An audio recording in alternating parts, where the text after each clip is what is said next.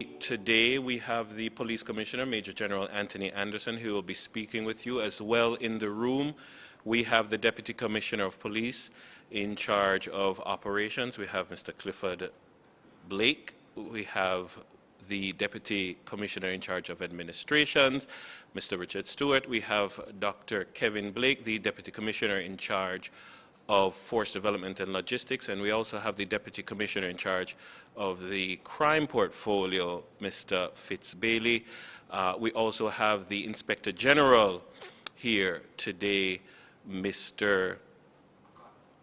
MacArthur Sutherland. Thank you very much for joining us today. We acknowledge our colleagues who are joining us not as members of the press, but members of the public who are interested, who are joining us live. Thank you very much. We will be entertaining questions at the end of the Commissioner's presentation.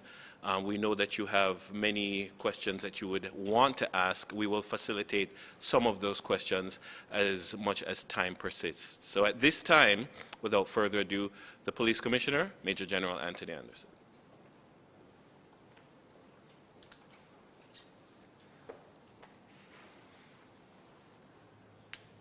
Thank you, Dennis, and good afternoon to everyone who has joined us on this platform, on the various platforms, as we go through this press briefing.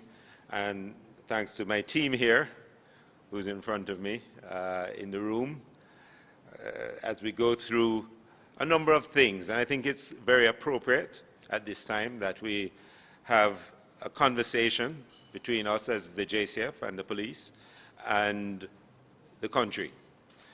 And I want to thank persons who have joined us online, but also the members of the media who consistently show interest in what we do and, you know, hold us to account, but also assist us in carrying our messages out there.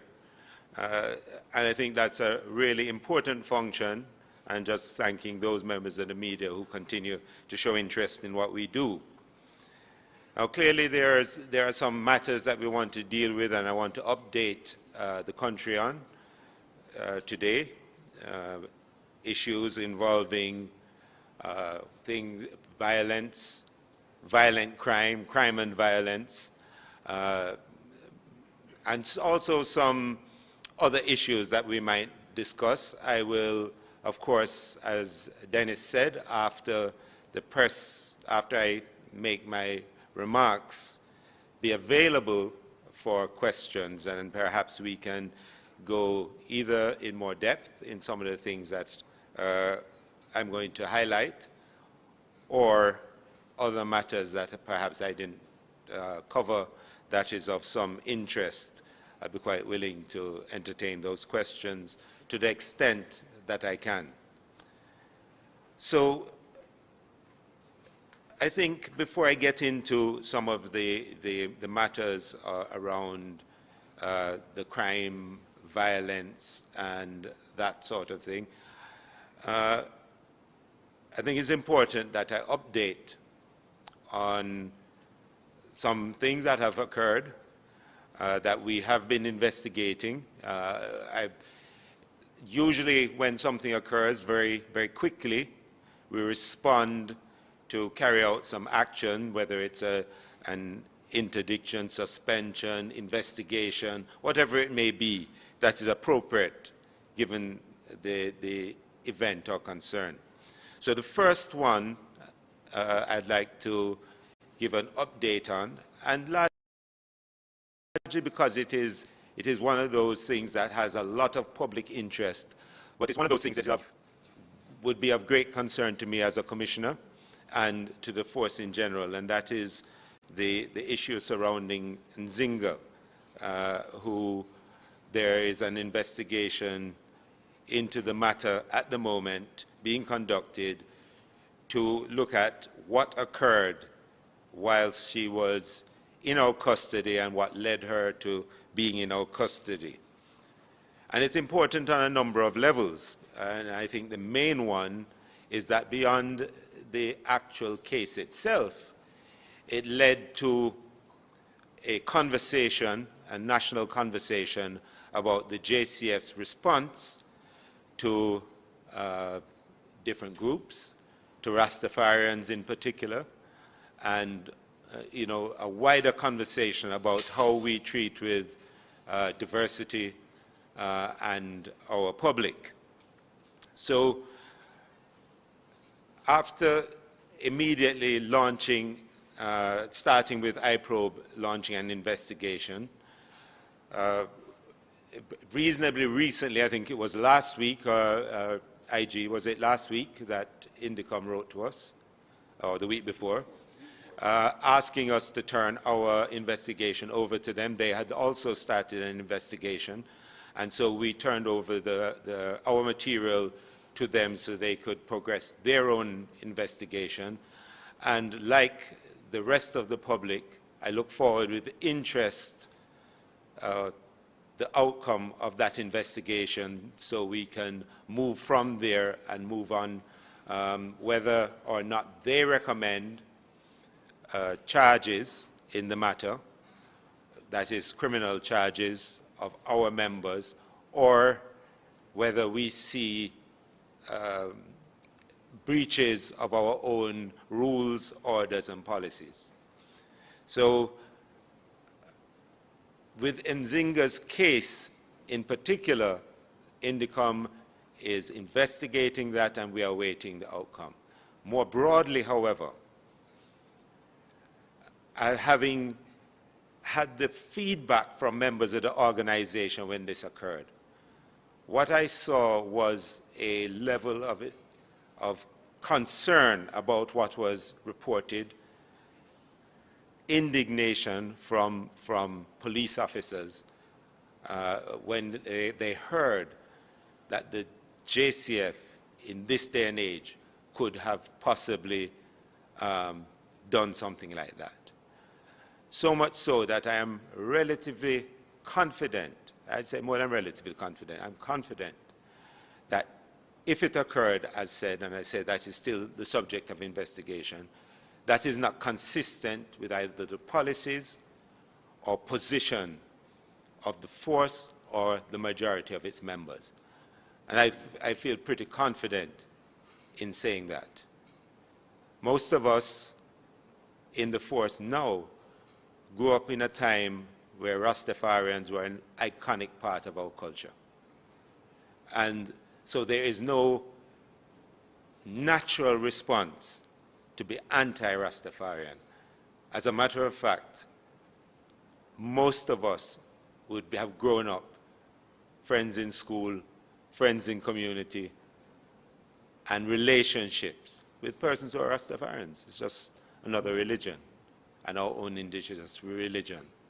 So I can say also to that community that don't be concerned that the JCF has a challenge with the community. And if there are any concerns, they can come to me, they can come to our Inspector General, iProbe. We have many mechanisms that we will engage to allay any concerns or fears that might have arisen out of this. Okay?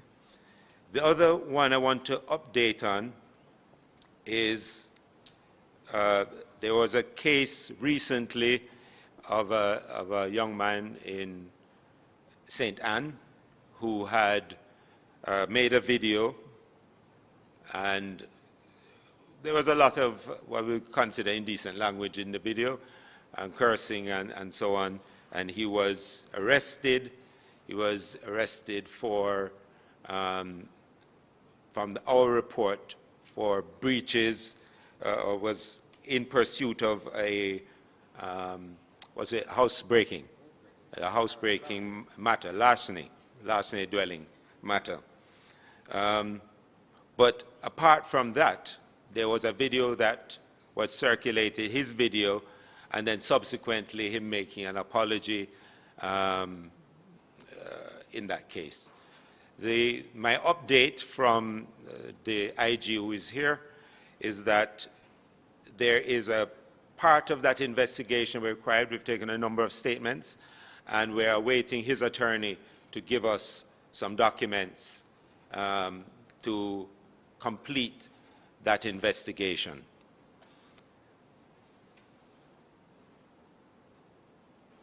The third one that I want to address up front is that we have seen a number of TikTok videos that JCF members have appeared in. This was of some concern to us because when we listen to the lyrics of the song being played in the background of the video, it wasn't consistent with what we expect or what anyone would expect from our police officers. We also saw that in the videos, the police officers had weapons on them at that point, and really that is certainly not the image that we would expect of our officers. We have published in our force orders how we will deal with this going forward.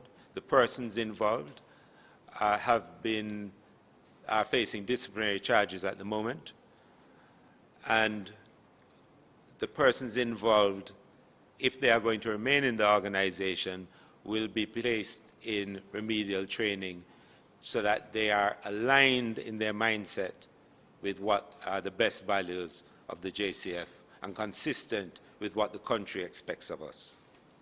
So those were the three matters, and there may be others that we can address in questions. As I said, I have my deputies here, so some of them may be more suitably answered by them.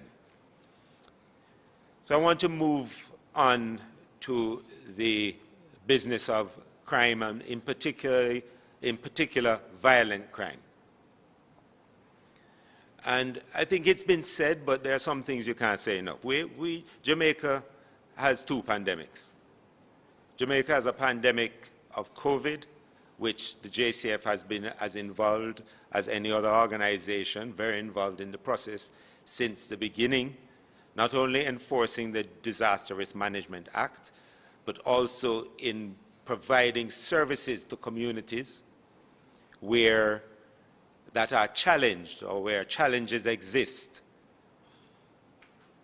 with respect to the effects of COVID-19, but also supporting the Ministry of Health in a number of ways, whether it's through quarantine or at vaccination sites, to keep Jamaica safe, to try and get this COVID-19 pandemic under control. But there's another one, and that is the violence that we have faced now for consistently, I'd say, for 20 plus years.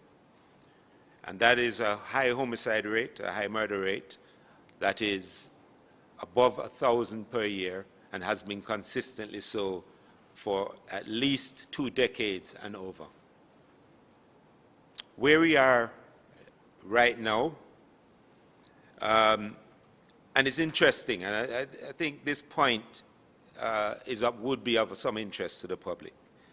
We have a situation where year on year, major crimes, as we capture them, go down approximately 10% per year. And that's been consistent. But at the same time, we have this increase in murders, in violence.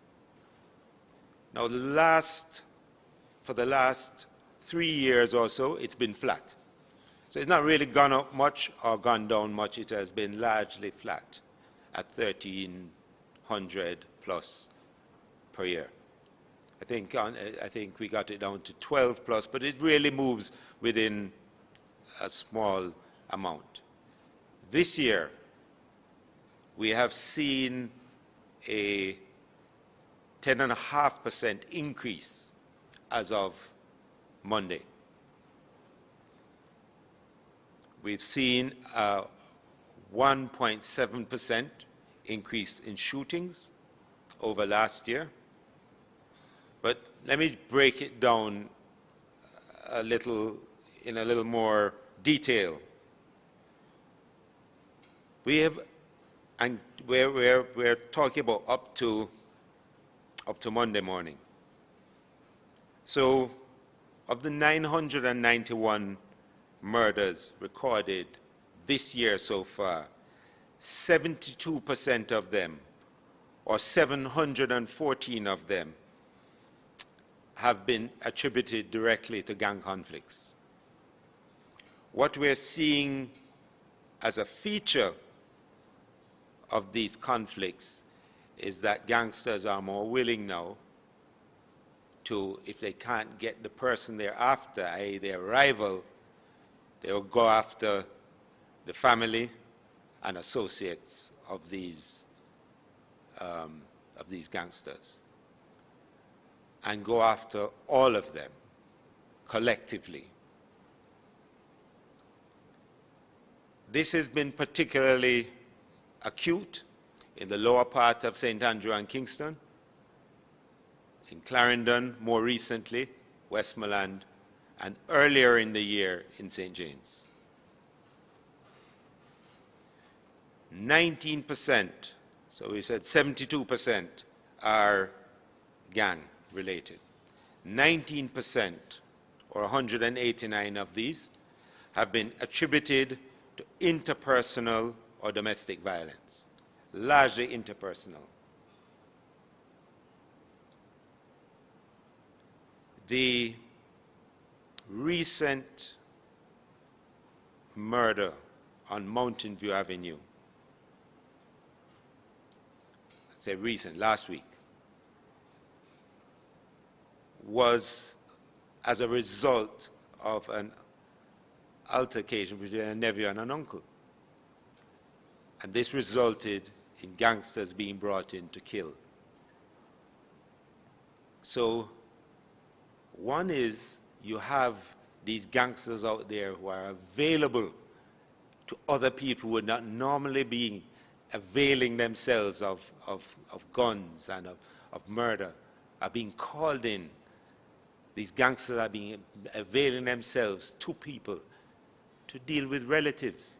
And we've seen this in a number of occasions, both in Kingston and in the country. 5% of all the murders that we're tracking this year are committed in the furtherance, that's 52 of them, of other crimes. Those are the ones that deal with things like robberies that turn into a murder, or extortion that became a murder, or whatever. It covers all those things that a person going about their business normally would be exposed to. And it's important that we capture these figures. It's not just counting numbers and figures, but it's what allows us to effect the best operational response and strategy to these murders when they occur. That's why we capture this. We have to know what is going on in the environment. But there's a bigger point, or there's another point. And that point is that 843, or 85% of all murders that occurred this year, occurred with the use of a firearm, with the use of a gun. 85%. Last week, and it's interesting because we had 24 murders in a week. 18 of those 24 occurred in 2 days. 92% of all murders that occurred last week occurred with a firearm. There is a theme here. 92% occurred with a firearm. Specifically, and I'll just use this as an example, and this is a conversation. What I'm doing, actually, apart from updating, I'm going to start a conversation that we need to have around this. It cannot be, in my mind, that we have a problem that has persisted over a very long time. That certainly from my view and from the discussions I've had with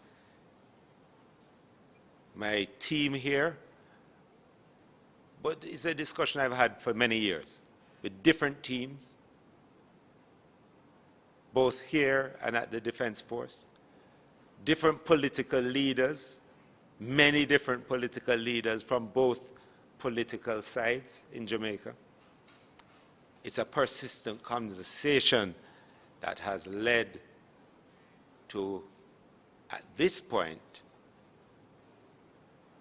this homicide, this murder rate that is consistent and has remained consistent for 20 plus years. It goes up a little, it goes down a little. Are we at our worst state? Not at all. Are we at our best state? Not at all. Where are we? Somewhere in the middle. Is this acceptable? It is absolutely unacceptable. Do we have a role to play? We absolutely do. We're the police force. And because we're the police force, we're in a unique position to see all of these when they happen. I don't think there's any other group or organization that is as impacted by murder as the JCF. It's a feature of what we do. It is how we spend our time. We spend our time largely to stop gunmen, gangsters from killing each other, and preying upon people who are from similar backgrounds as the gangster, but have made different choices in life. So I'm going to just speak a little bit about this case, this quadruple murder in Clarendon. So we have 4 people dead, 2 women, 2 men. 2 male, 2 female. In one incident on the same weekend. This arose out of a murder that occurred, was it a week, 2 weeks before? About a week prior. The person involved in that, the shooter in that incident, shot somebody who is related to a person who is influential in the underworld. That person who is influential is incarcerated. From prison, the order comes to reprise that killing, to carry out a reprisal shooting and killing of the person who did the first murder. Our intelligence service, our National Intelligence Bureau, working with divisional intelligence assets, became aware of this. So we carried out operations in Clarendon at the same premises to capture the person who was involved in the first murder. We didn't get him. We were met with some degree of hostility from the family of that perpetrator. We advised them that they are at risk from the information and intelligence that we had gathered, and asked that he turn himself into us so that we could take him into our process to deal with the initial crime. Didn't happen. So 1 week later, the 2 sisters of that individual, the one we are looking for, and 2 other people who were at the house were killed in a quadruple murder. Because the order had gone out and the order was executed. That's what our intelligence is saying. And we still have work to do. Following on that shooting, we arrested 4 people, I think it was. We have 6 people. We arrested 6 people. I think probably 4 of them remain in custody. Because very swiftly, and this has been a feature in recent times, after these events occur, the police response is very swift. Our intelligence has been supporting us. Our use of technology has been supporting us significantly in getting this done. The problem is that this horrific murder, quadruple murder, has occurred already. It has occurred already. So there is a lesson here as well. No longer can the persons who are harboring gangsters, who are protecting them, do so without putting themselves at great risk. At great risk.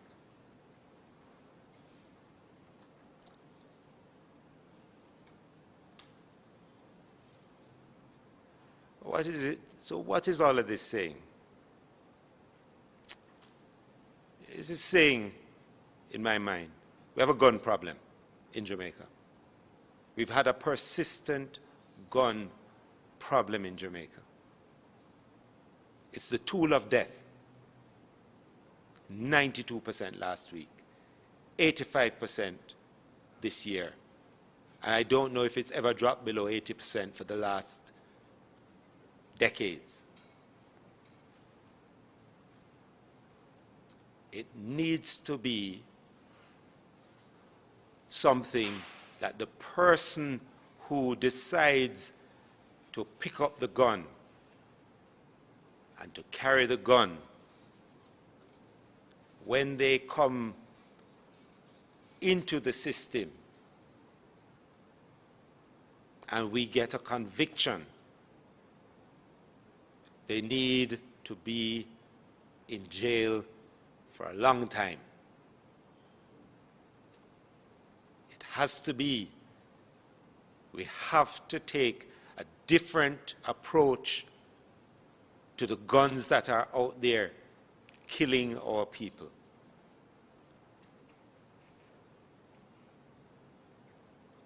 And as I say, this is a press briefing, but it's a good place to start a conversation. That if we don't have the conversation, we're not going to move from where we are. When I have discussions with the team, the question is, can this problem that has persisted for years be solved? Absolutely it can. But it's unlikely to be solved if we keep doing the same things that we've been doing for 2 decades. And any discussion at all, that says this was good, that was bad, this is a nonsense discussion when we have been consistently over 1,000 of our people being killed per year. So whatever the regime is, whatever the system is, whatever the laws are, whatever the arrangements are, if they do not assist us in protecting our people from murder, new arrangements are necessary. New laws are necessary. New structures are necessary. It cannot be that we just have this pandemic going and it doesn't really, nothing changes. You ask, okay, so we have more murders. So, let's get the police to do something on that. That's not where we are. This has to start a broader conversation. We know, and I want to make it clear, and I've spoken a particular way because people have a way of taking what you say and making all kind of extrapolation from it. I'm not here pointing fingers. I can't. I've been a part of this thing for a long time. part of this thing that has not resulted in the outcomes we want for a long time. And yes, we have gotten dips and troughs and peaks, but I'm apart from it, so I can't exclude myself from it. But I am saying today that unless we take a different approach, different arrangements, that the persons who commit crimes, that the persons who are in possession of firearms, who are walking up and down with those firearms, if we do not do something about those persons, that matters, that deters, that keeps them from doing it, we will continue with the problem. We will continue. I had occasion to review a number of outcomes of the work we do, because we always have to be looking back at what we do to make sure, are we doing enough? Well, there's never enough, but are we doing as much as we can? How is it going? This gun matter has allowed us or caused us to develop particular expertise in the tracking of weapons, in the use of ballistic evidence in complex cases, in cold cases, to establish the movement and criminal activities of gangs and criminal organizations. We have software developed by our own members that's unique, that's cutting edge to do this. And this is what allows us, with our capacity as exists, to clear up as many as we do. Our clear up rate this year is about 40%.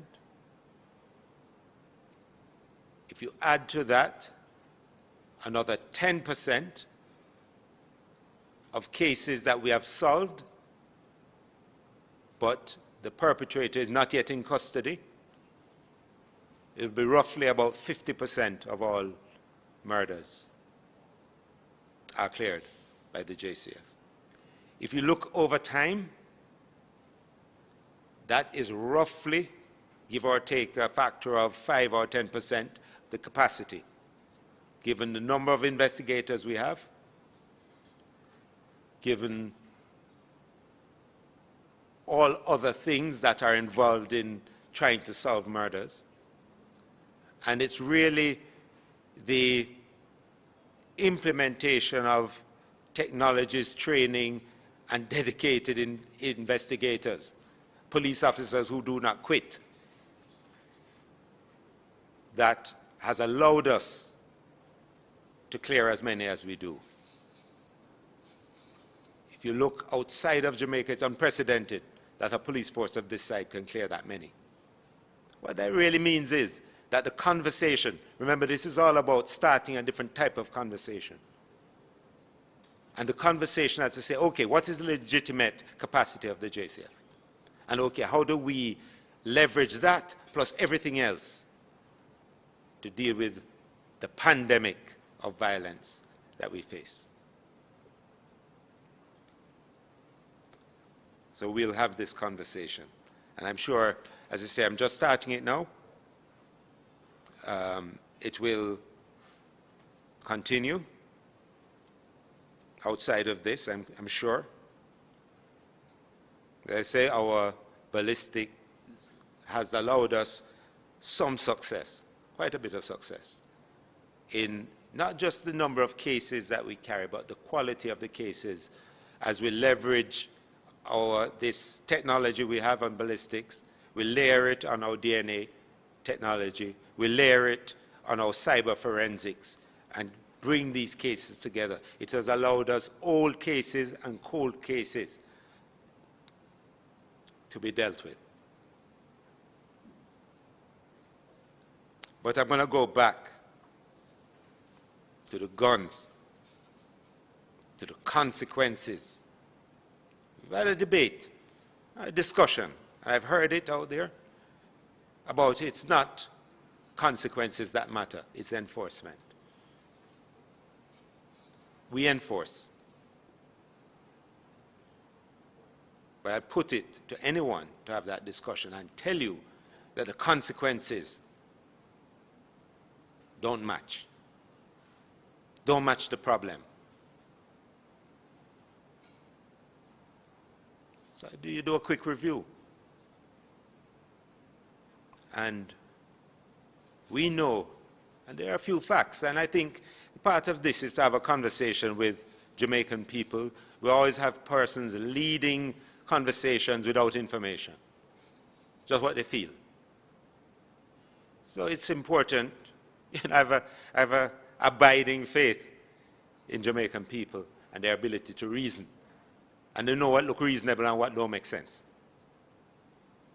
They have that. Now, 43% or so in a survey. It's not all information only. These surveys are done. 43% of persons we put in jail were there previously.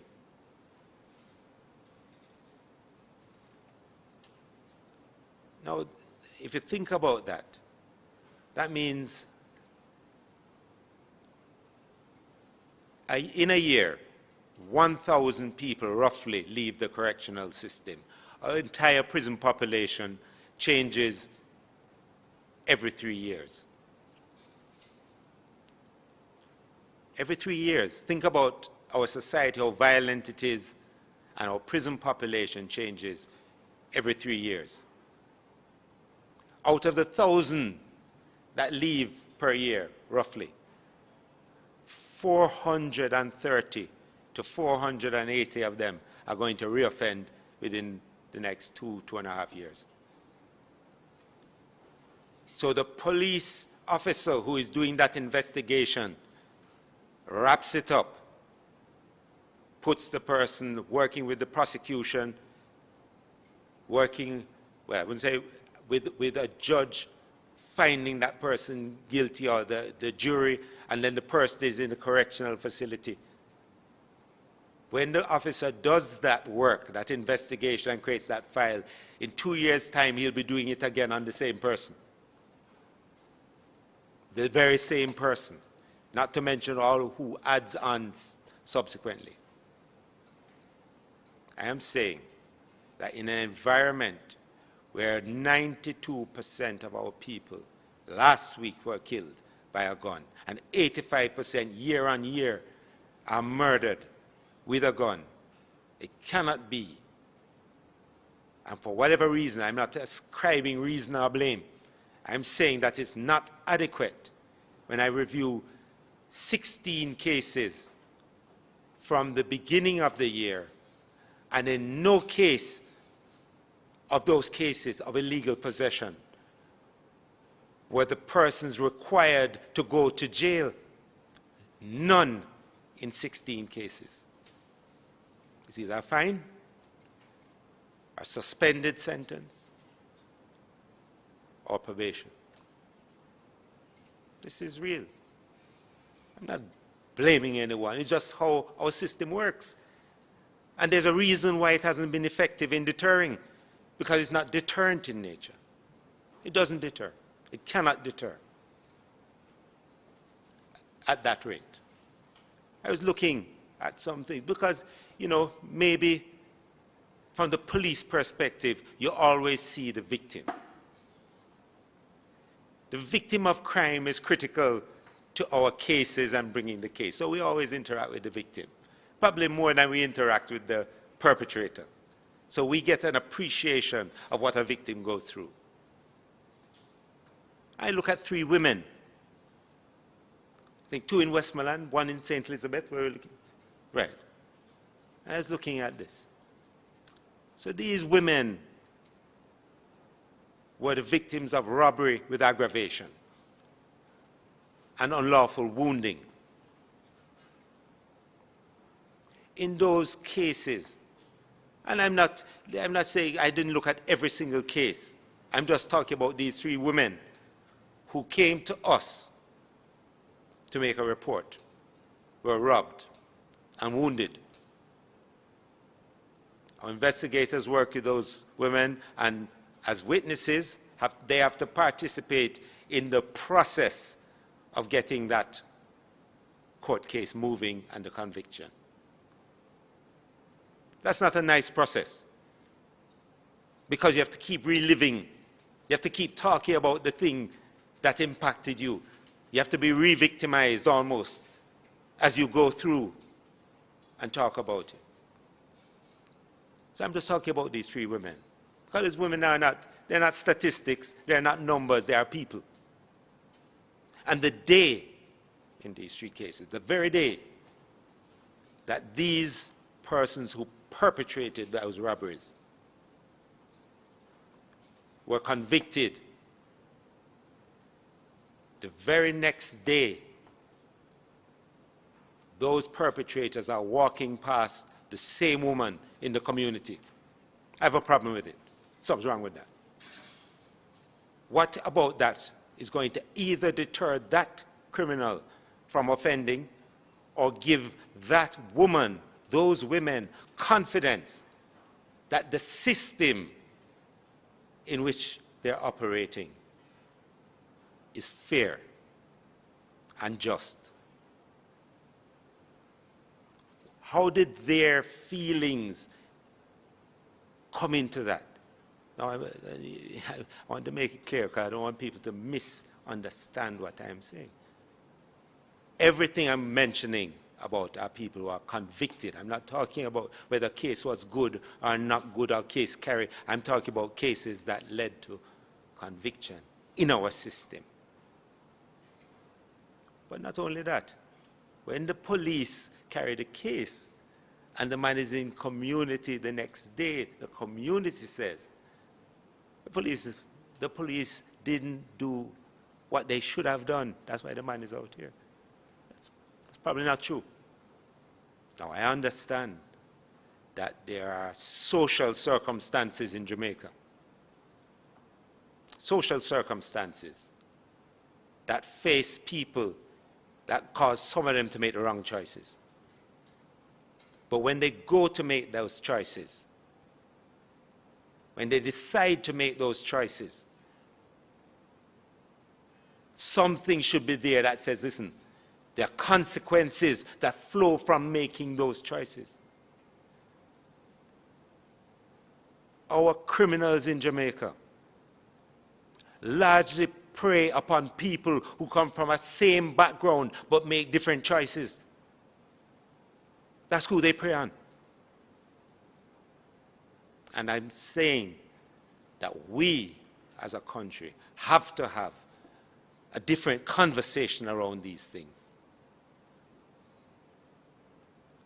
And then when we start that, and that the persons who do these things face the consequences of what they do, where the victims' concerns become the major concern in the matter, then we're positioned to leverage what we do to get better results in the end. Because as long as half of our effort, 43% of our effort, is used to do the same thing we did before, to do on the same person we did before, and that young men are choosing to walk up and down with guns because they know that if they have the gun and we catch them with the gun, they're going to face a fine or such a short sentence that by the time you look around, they're back on the road. Now, I may make it clear, this is a system that allows for this. I'm not commenting on any judge's outcome in some particular case. I'm talking about law, judgment, structure, and system. That's the conversation we have. How do we move out of it? We can't keep doing the same thing. We can't keep saying, oh, you're to blame, you're to blame. We're all to blame. Now, let me tell you, I'm not shedding or trying to deflect from my responsibilities as Commissioner of Police at all in this matter. We have our role to play. But I would tell you that the officers here do more than people give them credit for. Not just since I came. They have been doing more. No, there are challenges with organizing. I know that. But the wider conversation. Just say a couple more things on this, because it's important. Our guns come here funded from money achieved through criminal means. One of those means is the trafficking of drugs. Particularly, well, whether it is ganja as a drug or cocaine. But cocaine is not something of our making. Cocaine is something that comes here. It's transshipped largely through here, and where it stops in Jamaica, the only thing it does is destroy our people. The proceeds from this, by the guns, we'll come back to the guns, the proceeds of this by the guns that are killing our people. I had occasion recently, along with Mr. Bailey, to be in a, what you call an international forum, where we're talking about this matter, because we are seeing the cocaine moving from Jamaica. So again, review it. What is the situation with cocaine trafficking? And when I saw that persons who are convicted of cocaine trafficking, of possession of cocaine, dealing in cocaine, that has a street value of between 1 and 10 million US dollars, are fined 500,000 Jamaican dollars and 1 million Jamaican dollars as the consequence of trafficking cocaine through this country, then it is no wonder that it persists. That shouldn't even be available. I say, these are convicts. This is not one case. How does this happen? What is the business decision that that trafficker is going to make when he pays 3,000 US to get through 1.5 million US dollars worth of product? No, it's not as straightforward as that. But we can talk about how nuanced it is. But there are decisions people make every day, whether they get involved in crime or they don't. Is it profitable or not? So there's work to be done on this. There is work to be done. Because if the work is not done, we will persist as is, and the money will be there to buy the guns, and the guns will be there to kill the people. We can do better. We can.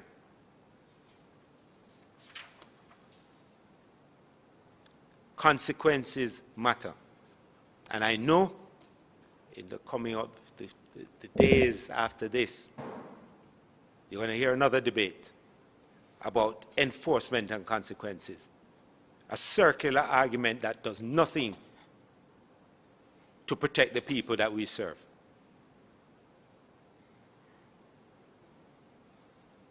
Consequences must matter.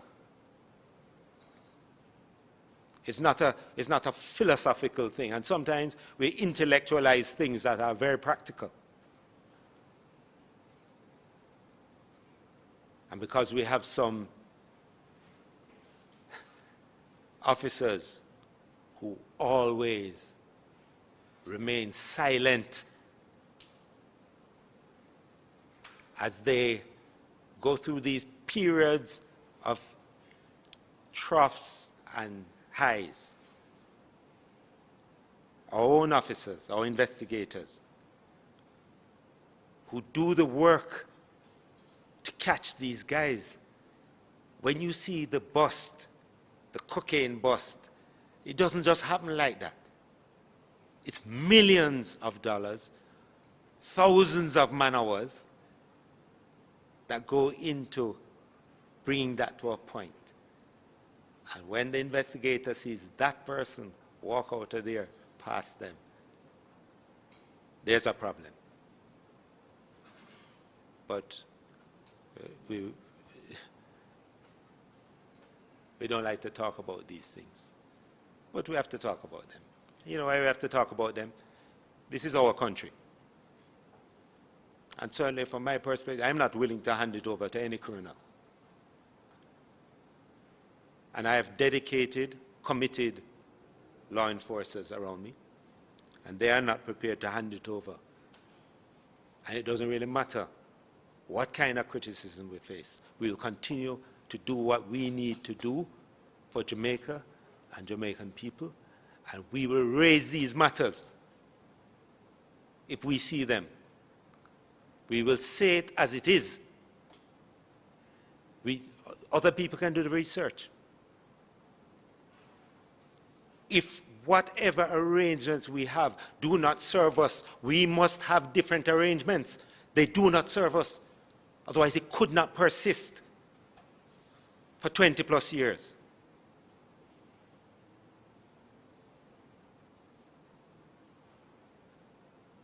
And perhaps I'm going out a little off script, but I'm going off script because this matters. We have created a narrative for ourselves that says, and I'm going to look at this. Just follow along with me. We crossed the 1,000 mark for homicides in 1997. 97. Dipped a little bit below and went back up and has never gone down again. At the time, the Prime Minister was P.J. Patterson. The Minister of National Security was K.D. Knight. The Commissioner of Police was Francis Forbes. The CDS was Admiral Brady, Peter Brady. You go forward from there. We had the Minister of National Security changing. It became Dr. Peter Phillips. Francis Forbes became Lucius Thomas. Peter Brady became John Simmons, and then Hardy Lewin. And so we go on.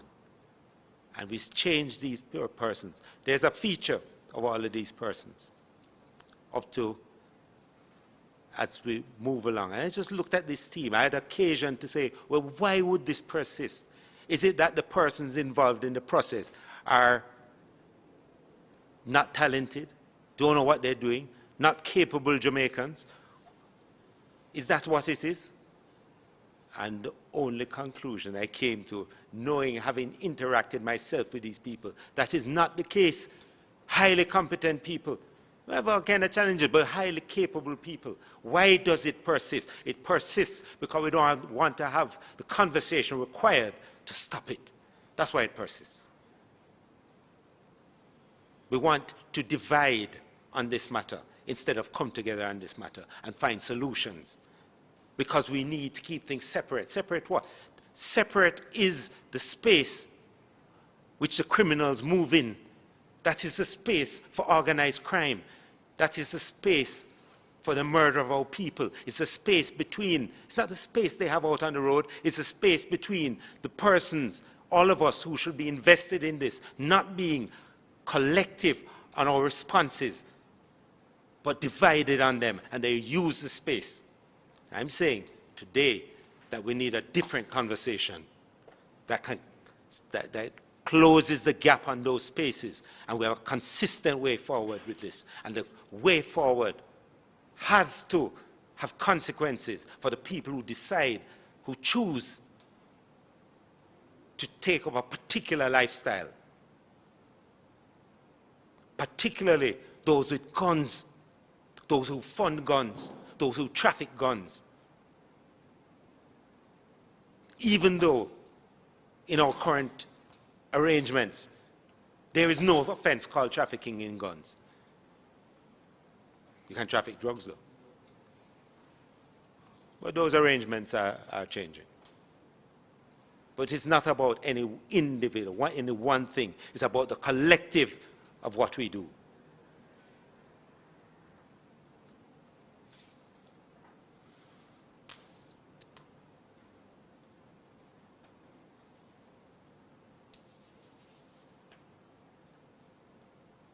So, I think I've said enough about that. Only to say that the recent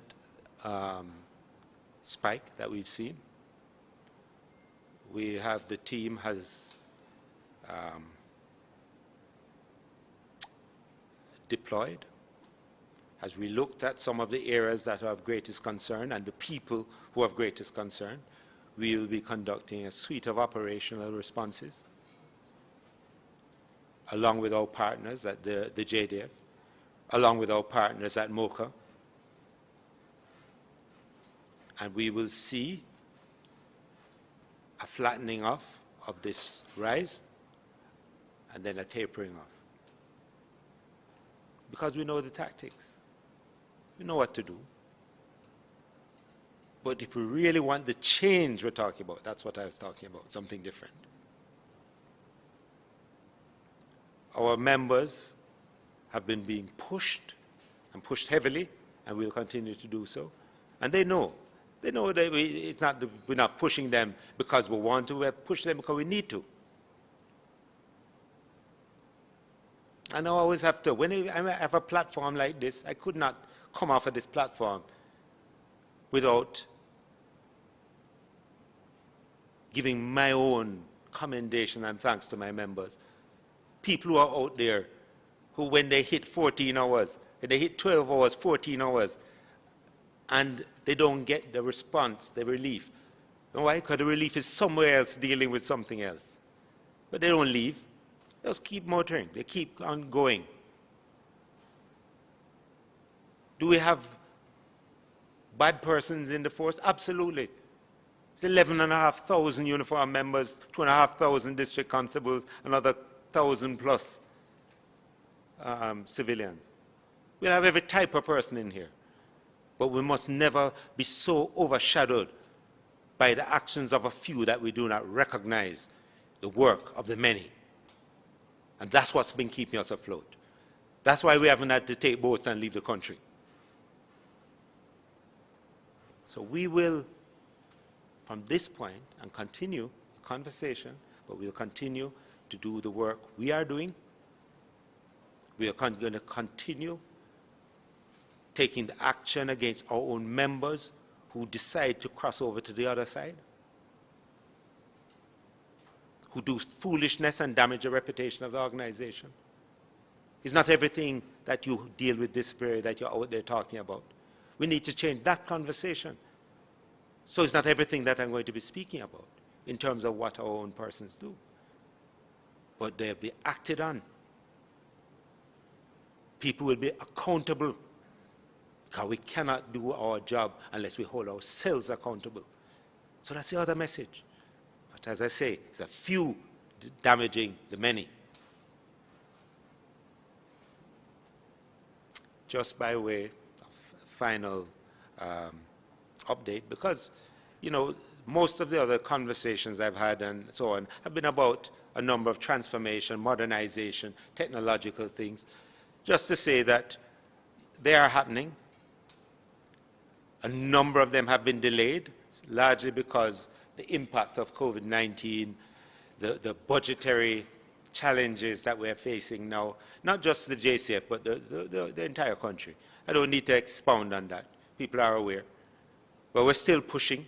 We're still moving along. I don't think there's anything that has stopped completely. So we do the things we can do.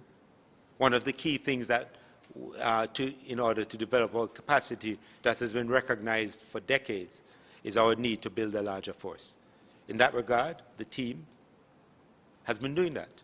You know, I have Mr. Stewart here, the DCP administration, who is in charge, training falls under him.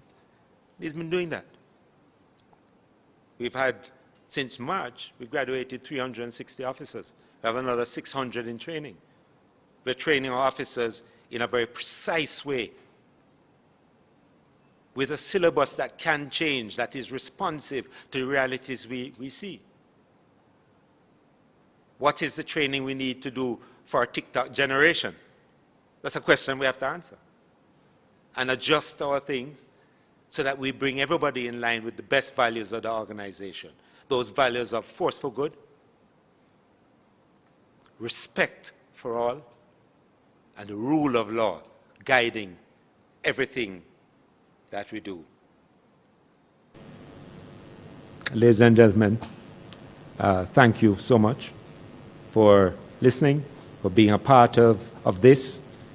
And just rest assured that the JCF is here to support you. We are not backing away from this.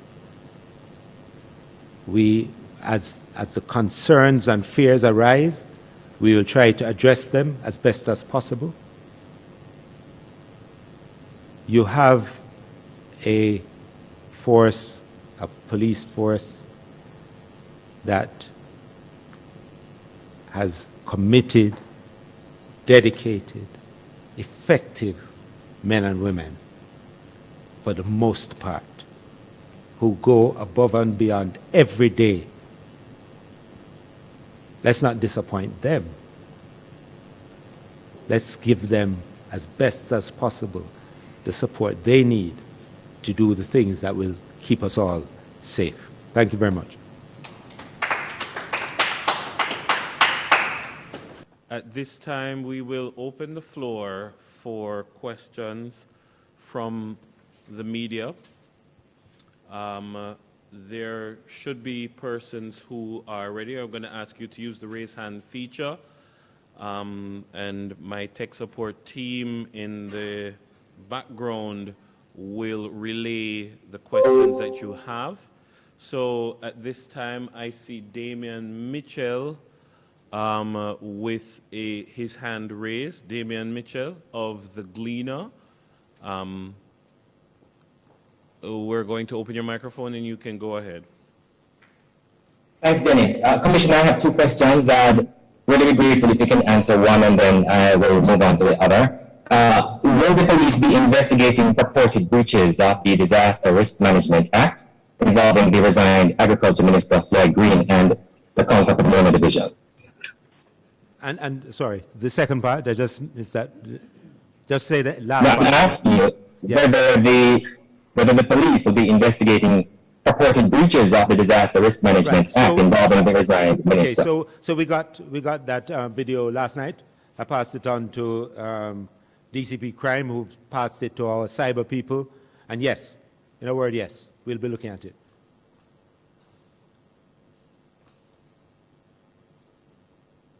Okay, yeah, I think you muted your mic. Damon, unmute your mic. Sorry, okay. I was muted. All right. Right. My second question, Commissioner, is one that I put to you in February, on February 1 to be exact this year. Right. I've not been able to get an answer despite repeated follow-ups. Really? The question really was, how concerned are you about the slow pace of concluding internal investigations into alleged inappropriate conduct by members? In particular, there was that October 2020 incident of the cop turning away the woman from the Constant Spring police station when she turned up after curfew hours. There was a May 2020 occasion in Mandeville where a police inspector is alleged to have slapped a corporal in his face. And there was that 2016 December incident of a 14-year-old Portmore girl said to have been raped who was transported in the same vehicle as the offender, who, by the way, eventually escaped police custody. Okay, so anyone that is a criminal matter would not be, obviously, internal investigation. Most of those will be, unless it's CIB doing it, would be probably an INDECOM matter. But let me speak about the pace of investigations. So we've had to, remember, we had to reset the whole business of iProbe when we formed it. It was only in 2019, and we had to build numbers of detectives to do these cases. We get a lot of reports, but beyond that, Damien, we also had to strengthen our court of inquiry system. And in that regard, we added judges additional presidents, rather, of the courts who can full-time and across the country take on more of these cases. So we've been speeding up the cases. I have the IG here to give you the specific updates. I wish I'd gotten that before. Can you update on those? Are you able to? The investigations are just progressing. Okay. Been concluded again. Both the one in Manchester and the other in Clarendon. There are two open investigations that are progressing. But when are we likely to have a... Within 2 weeks, we should be able to. All right, so I have as I say, I have the IG here, Damon.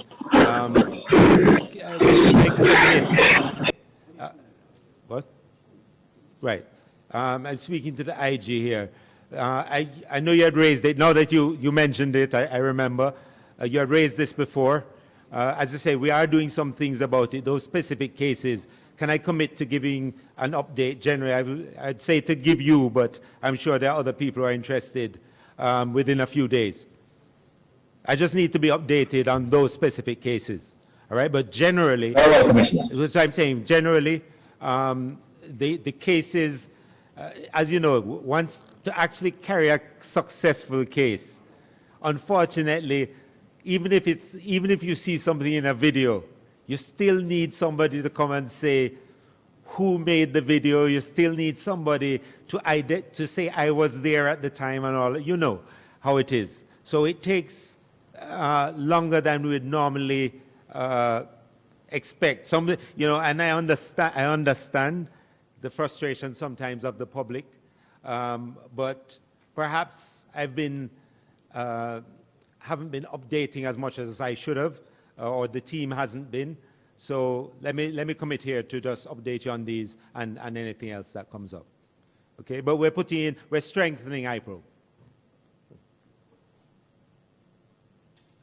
Thank you very much. We'll now move to, I'm going to move to someone from another media house or group. I'm going to move to Adrian Freighter. Where are you from, Adrian Freighter? Good afternoon. I am from the Glen actually, but I'm based in Montego Bay. Okay. All right, I'll take your question. Go ahead. Okay, good afternoon again. As I said, I live in St. James, and over the past 3 years, we have had 2 states of emergency, and we have 2 ongoing ZOSOs. Despite all of that, our murder count for the year is now over 100. I can't blame the police because I've seen they have made big headways in terms of smashing gangs and recovering illegal firearms. But my concern is St. James unmanageable? Why is St. James so much of a challenge to the police? And will it be treated as a special case in light of its economic importance as a major tourist destination? So Adrian, thanks for that. Well, clearly, if you remember, if you cast your mind back, St. James, you asked if it's going to be treated as a special case. St. James had the first ZOSO in the country, and St. James had the first state of emergency in the country. And if we remember what happened, just to remind you and perhaps other viewers, what happened is prior to, in 2017, St. James had 334 murders. 300 plus. I think it's about 334, if I remember correctly. The zone of special operation was actually put in on the back end of 2017 in Mount Salem. Mid-January 2018, we put in the state of public emergency in St. James. By the end of the year, murders in St. James had dropped by 72%. So we went from 334 to 102 that year. And it resulted also in a 22% decline in homicides across the entire country. So St. James was dealt with specially, but in a very effective way. By January 2019, we stopped it. We stopped the SOE and then resumed after a few months and going back and forth on this. This year, we are about to, as you said, we're around 100, near to We're not quite there yet, but we're approaching that. But we don't see... Actually, we are at 105. Right, okay, 105. I don't have that paper in front of me, but the point is, Adrian, even without it, at this point, we have not gone back to that 334. Sometimes when time passes, we forget how it was. But we're not going back there. And as you know, you've been tracking it, you're from the Gleaner, you're down there. You must have a lot of interaction with the divisional commander down there. And you'll know that in very early this year, we had a spike. And then largely, and certainly since we put in the zone of special operations in Norwood, it has abated. I think over the last week or two, or past 3 weeks, I think, we've only had one murder, I think it is in St. James, or two. So you are tracking it yourself, Adrian, but as you can see, it has been already dealt with as a special case. All right, thanks for the question. Thank you very much. At this time, I'm going to take a question from Paige Dixon from CVM.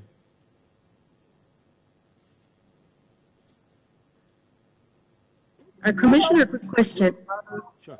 The opposition spokesperson on national security, Peter Bunting, Yes. He was at the Quadruple scene recently. I think he was on Sunday. Yes. And he was saying that compared to last year, the clear-up rate for murders have drastically decreased. If this is true, what is the reason, please? Okay, so I don't know that it has drastically reduced. So let me explain, as I had said earlier in what I was saying. There are two things. When we talk about a clear-up rate, we have to have somebody in custody for it. So not only have we solved the case, but we have that person with us. That accounts for about 40% this year. On top of that, we have another 106 cases where we are seeking to arrest the person. That means we pretty much know who did it. Either a warrant is out for that person's arrest, or we are going to bring them in as a person of interest, do an interview with them, and then charge them. So we know what happened. It's roughly 50% of homicides, and that has been consistent, give or take a few percentage points for years. Yeah, so, and in straight numbers, you're talking about some 500 cases of homicide that you have cleared up, which is really a lot of them. Yes. And he was also questioning the lockdown, saying that the murder has increased by 10% despite the lockdown. Right, but the lockdown is a COVID-19 prevention measure. Lockdown is not a murder prevention measure. They're two different things, and we've seen that consistently in other jurisdictions where the lockdown and murder goes up. Because remember, understand, violence works different from crime for profit. Violence, the person who was going to murder somebody at 12 o'clock, they bring it forward to 3 o'clock. The person who's murdering the person in the next street goes through the bush, through a trappy to go and murder the person down the next street. And quite often, it's interestingly enough, recently I was in central Kingston, and the guys down there say, we and the guys who are killing each other, we used to eat from the same pot. We went to school together. We know each other. We live back to back on the next street. And the interesting thing is that the guy who was there, unfortunately, had just lost his son recently. But he said, why don't you just take up the whole of us and lock us up and put us in a room together to sort out the thing? I'm going to tell you a long time to put a state of emergency down there, I'm going to lock up the whole of it. This is the man himself who is a shutter. But he has experienced so much loss in this process. Remember I saying that 72% of all these killings are gangland killing each other. That's not the basis for hope. That's not the basis for those guys to come out of it. But from a policing perspective, we have to do what we do. Thank you, Commissioner. Right, All right. I'll go back to the RJR Gleaner group. I'll go over to TVJ. Dwayne Anderson, are you ready with your question? Thank you, Dennis. Good afternoon. You and I have been in communications. I pointed out that I had some issues joining. I would just like for the Commissioner of Police. Good afternoon, Commissioner. Good afternoon. Could you please address investigation? Just give us an update, please, on the investigations into the Nzinga King case in Clarendon, please. Okay, all right, Dwayne, you had joined late. I had started with that. That's probably why you didn't do it. At the moment, we have turned our file and our investigation over to Indicom. They wrote to us asking for us to do that. And I think it's a better way of approaching this matter. I think this is one of those matters that definitely needs an independent look, independent of us, on it. So we await with some anticipation, in the same way you do, the outcome of that, so we can proceed with whatever is necessary, whatever flows from that. Okay.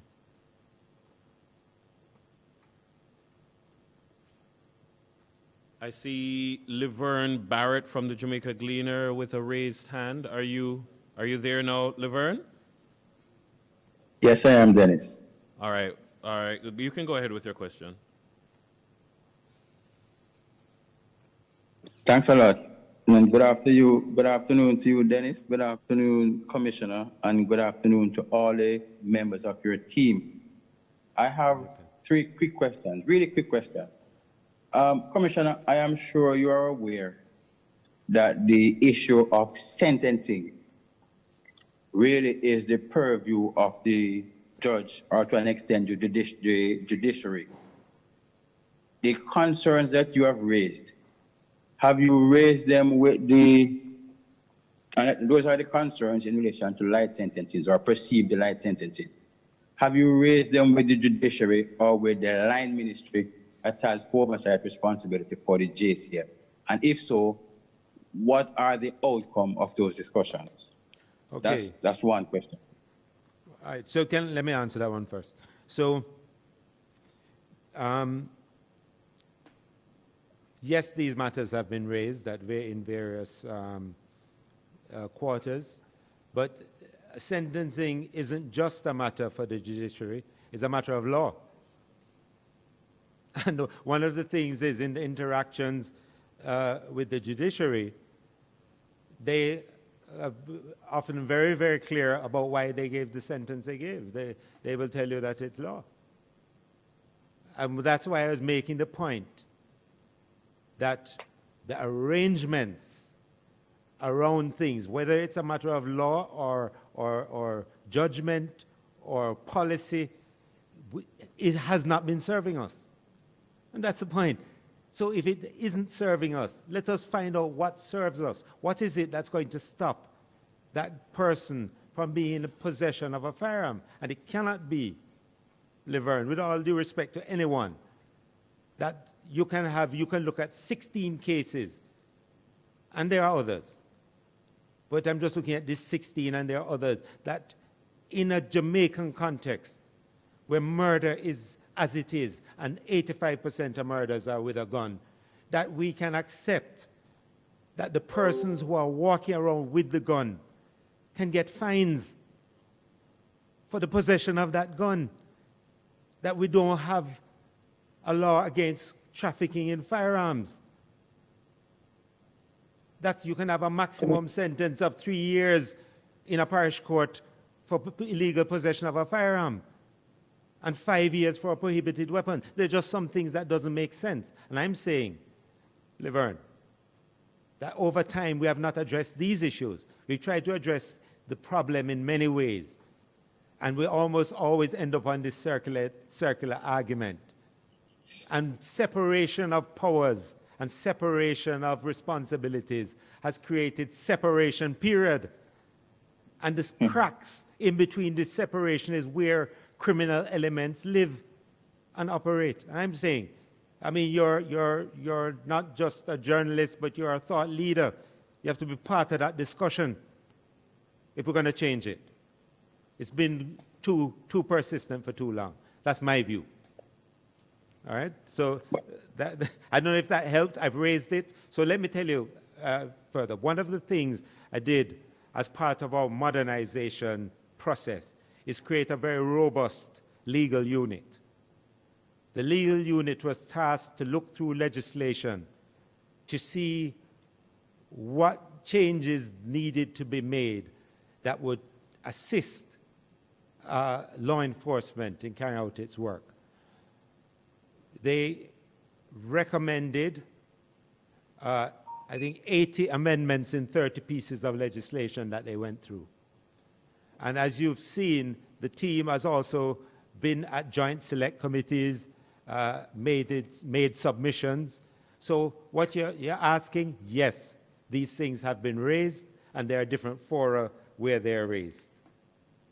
But as I say, there's a conversation that shouldn't just involve ministries and people in high office. This is a conversation that affects all of us, Laverne. I think it's a broader conversation we need to have. Okay, I was just wondering, Commissioner, if you have gotten any assurance from those discussions going forward, if you have gotten any assurances. I have, with respect to some changes to legislation, but they haven't happened yet, but we've gotten some assurances that they will be, some of the ones that we've spoken about for a long time. There are a number of pieces of legislation. Some have been done, but are not in force. Some are to be done. And you've been at it long enough, as you know what some of them are. But beyond that, what I'm saying is there is a, let me give you, for example, let me give you an example. I think it's important, because since you raised this. We make decisions as a country. Do you remember burglar bars? You know burglar bars? Yes, I do. Good. You notice we don't even call them that anymore. They are now grill. All right. When we decided, I think it was probably in the 60s, early 70s, 60s perhaps, to put burglar bars on our homes, we made a decision that we are going to put ourselves behind bars so we can allow them to roam free. That's a decision. And I'm saying perhaps now is the time to make a different decision. Got you. All right. Okay.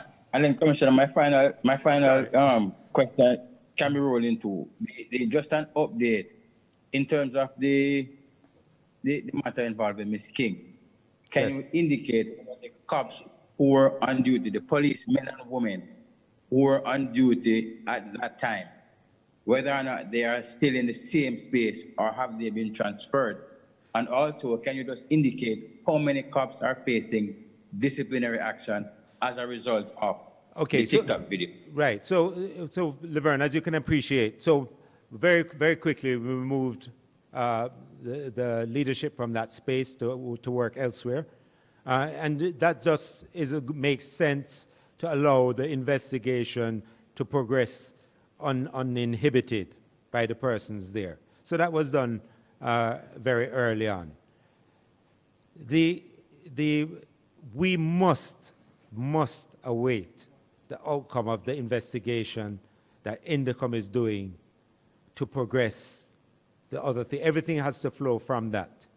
And so it wouldn't be appropriate to take any disciplinary action at this point until that is done. As I said appropriate, but actually by regulation we cannot until that matter is resolved. Okay? Thank you, Laverne. I'm going to take 3 more questions at most. I see Chanel Lemmy from the Star. I see Adrian Freighter from the Jamaica Gleaner. Chanel Lemmy, what's your question? Hello, good afternoon. It's for the Commissioner. The Disaster Risk Management Act has stipulated that public passenger vehicles must carry 1 less than they are licensed to. How is that aspect of the act being enforced, and how effective has it been? So, okay, as I say, we're having very, very frank discussion here. So the scheme, remember, the DRMA, the scheme of it, is really designed to protect us. It is really to protect us from harm. But there's a practicality to it. I have a force of 11,500 people, including our district constables, that goes to about 13,000 people, who are policing 3 million people, right? And it's not as if we don't have our own pandemic, which I was speaking about earlier, dealing with. We're in hotspots, we're dealing with moving violations on the road, and so on. To the extent that you are going to count people in a car and take out one person and do that, does it happen? Yes, sometimes.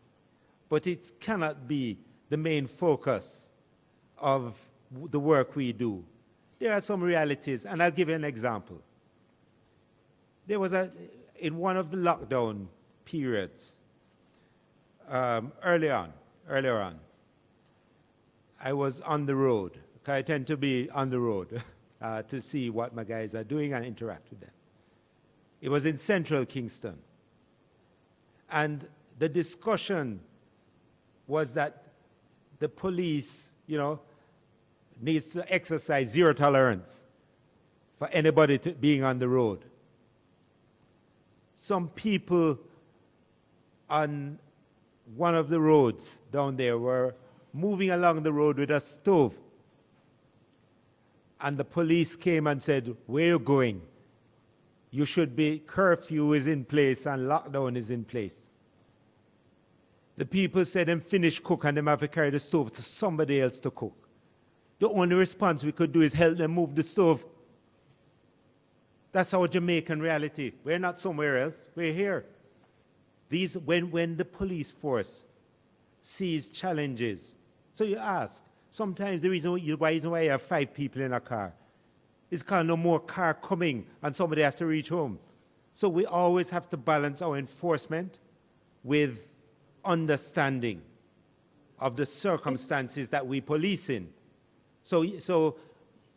And just the practicality of addressing probably 6,000 taxis in Kingston that exist, that move people around, and trying to count numbers and so on. What we do is try and get people in masks, encourage people. Sometimes we do arrests or that. But usually when you see that, it's because people are unwilling to comply, as opposed to just somebody moving along, somebody who is either resistant to the DRMA. So that's our circumstance. Is that to say then, Commissioner, that the Act does not take into consideration the nuances of Jamaican culture? No, I'm saying that it's impossible to write everything into an act. So even when an act is passed, good sense and reality must inform. Remember, we have to be a force for good, but we have to be rule of law. And we have to do what we do with respect. These are the 3 things. So you have to balance all of them. And I think because we have been doing that, it has not exploded the way it could have, perhaps, because we have been managing in communities and probably doing more activities to support people, even as we enforce. We've arrested a lot of people, thousands of people under the DRMA, but those largely tend to be those people who are deliberately violating things and creating more spread and damage than the little individual who's trying to make their way home and then must drop off and drop on the ground. You see what I'm saying? Yeah. All right, thanks. Commissioner, of people who are intentionally disregarding the DRMA, our intelligence says there are still parties and activities in that nature that happen in contravention to the Act. Yes. Where are the bulk of parties happening, and what is being done to stop them before they? Okay,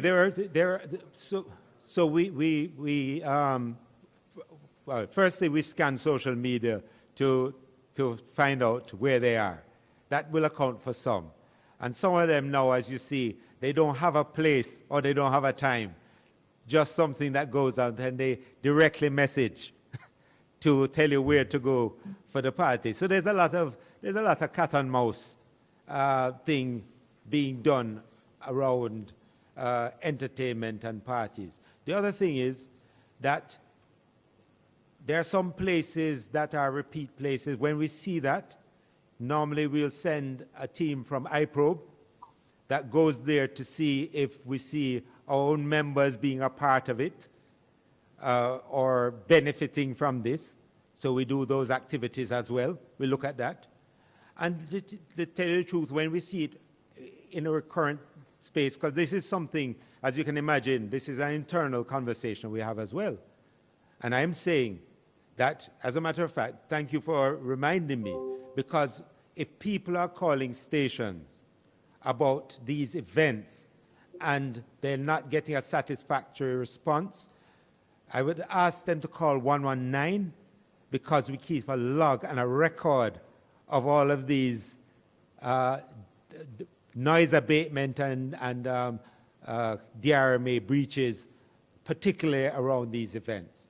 When we see a pattern, then, you know, we've been having the discussions and, you know, the commanders have been instructed.